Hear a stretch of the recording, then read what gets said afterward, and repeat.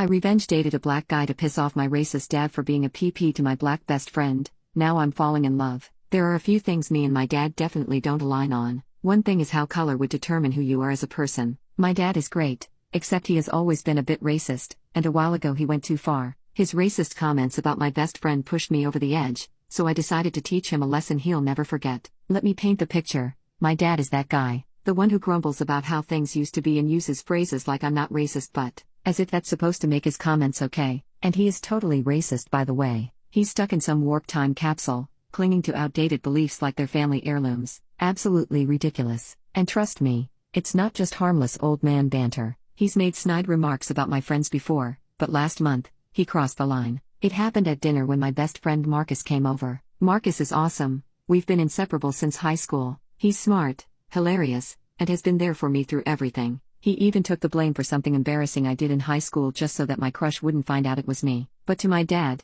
he's just that black guy. So he of course had made a comment before Marcus barely stepped foot in the house, didn't realize we were having a guest, and then mumbled, "I hope he doesn't steal the silverware." Marcus heard him, but he is, unfortunately, used to my dad's comment and brushed it off, always trying to play peacemaker, but I could see the hurt in his eyes. My dad didn't stop there, though. Throughout dinner, he kept dropping passive-aggressive comments. "Bet you know all the best basketball teams, and your people must have some crazy barbecue recipes. You know, it's not like this is new, but this time my dad was worse. My guess is something must have triggered him and now he's taking it on poor Marcus." I wanted to crawl under the table. After Marcus left, I confronted my dad. "Do you even hear yourself?" He shook it off, telling me to relax and that it was just a joke. Oh, then he called me sensitive. That was his excuse every time. Jokes. Just harmless jokes. The breaking point came when Marcus and I had planned a movie night at my place with some friends, but he bailed last minute. When I asked him, he admitted that he didn't want to come over because of my dad and that it was just exhausting. I don't blame him, but it made me feel both sad and angry. My dad's ignorance had cost me my best friend.